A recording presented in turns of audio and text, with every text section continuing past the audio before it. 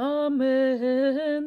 והפשט את אהרון את בגדיו, והלבשתם את אלעזר בנו, ואהרון יאסף ומת שם.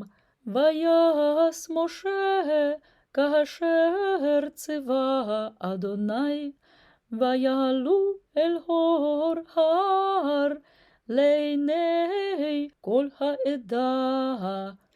ויפשט משה את אהרון את בגדיו, וילבש אותם את אלעזר בנו, וימות אהרון שם בראש ההר.